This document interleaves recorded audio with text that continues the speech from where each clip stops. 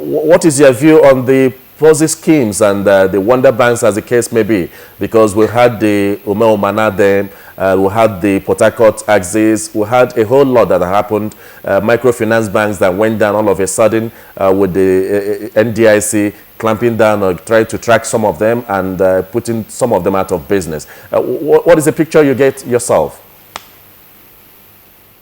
Well, once again, thank you very much for having me this morning.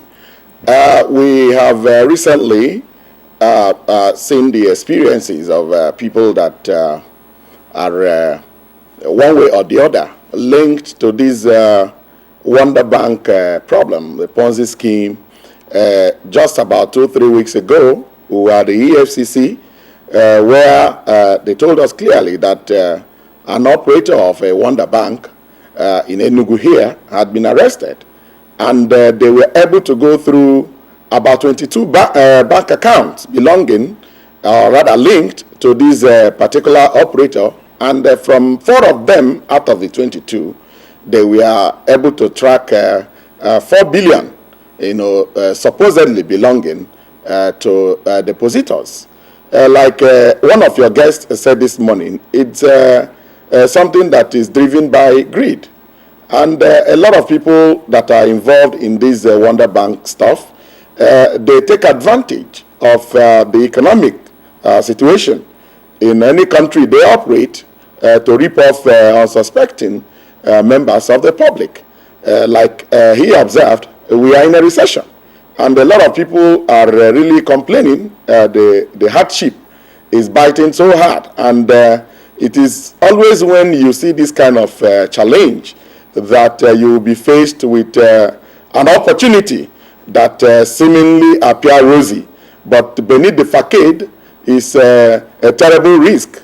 Today, if you go to EFCC office in Enugu, even as I speak, you see tens of people whose deposits they can no longer access because this Wonder Bank in question, as we speak, is no longer working. And it took time before the depositors really came to terms with the fact that the establishment was gone. When they kept going and their usual monthly returns, they were not getting them. It now dawned on them that there was problem with the company. And thank God that EFCC was able to come into the whole issue. Otherwise, more and more people probably would have been, fleeced, and that's a terrible situation. Like I told a couple of friends who actually thought it necessary to approach us to ask, what is it about these Wonder Banks? I told them that you don't just go and throw your money where there is no insurance. I'm not aware that Nigerian Deposit Insurance Corporation is monitoring the activities of these Wonder Banks. And once you don't have insurance for your deposits, I wonder why one will they go and throw in his money. In Enugu, you have a lot of people that have thrown in their life savings. Some sold their landed property and they put the money in Wonder Banks. And today, your guess is as good as mine. It's a terrible situation. Families have been wrecked. A lot of people have been wrecked. And while we talk about this particular Wonder Bank, you still see a number of people here putting their money in MMM. It's simply something that is waiting to explode someday.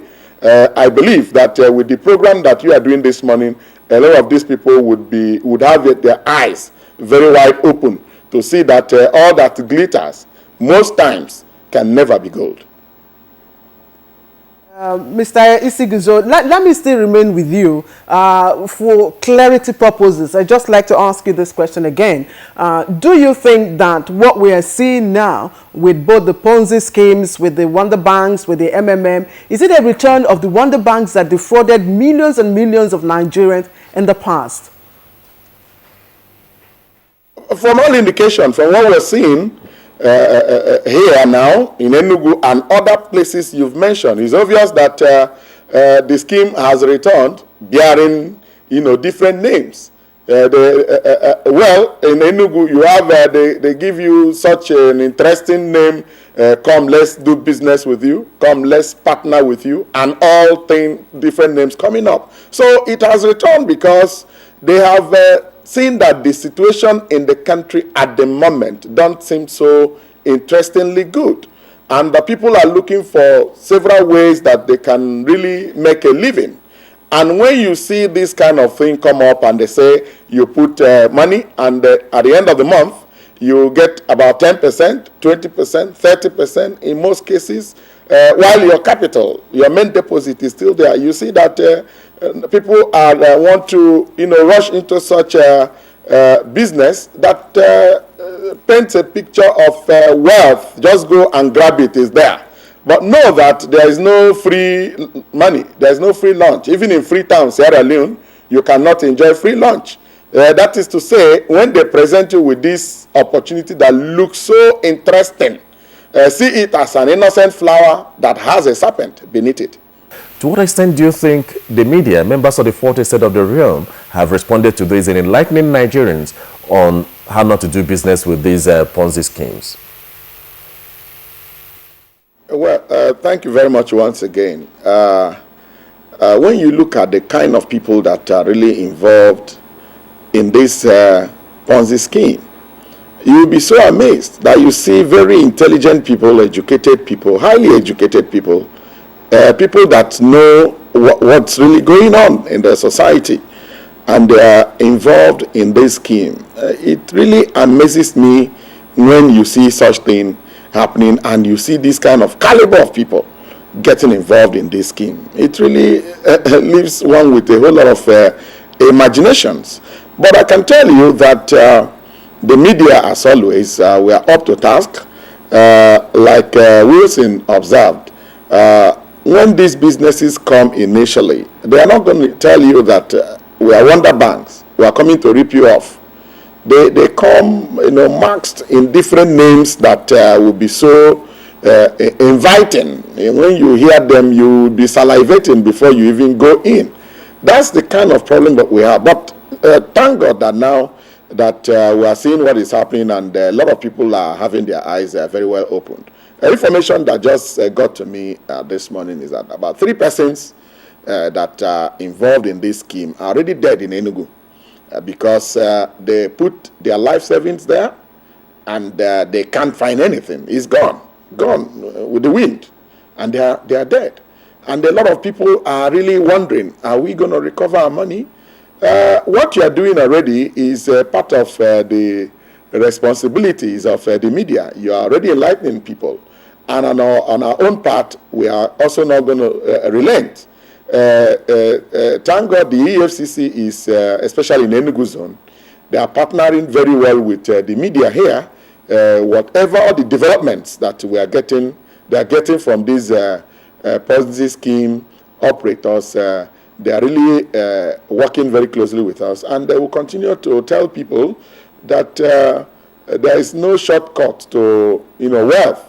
It might initially look so inviting, but if you follow through, you see that there is a huge risk involved in this business. Somebody tweeted and talked about the financial institution. They don't seem to be, to have done very well to checkmate the activities of these people. Obviously, I agree with that tweet.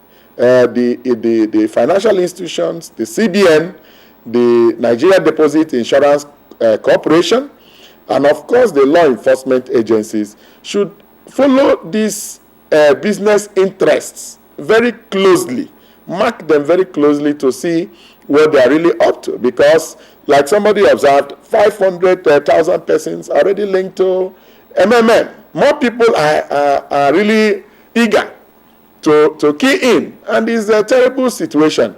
But I can assure you, Cliff, that we are not going to rest on our oars. We are going to continue enlightening the people. If you want to do any money transactions, we have the banks. Go through the banks so that even when your deposit is tottering, the NDIC is there to save the situation. You don't just go and throw your money where there is no insurance.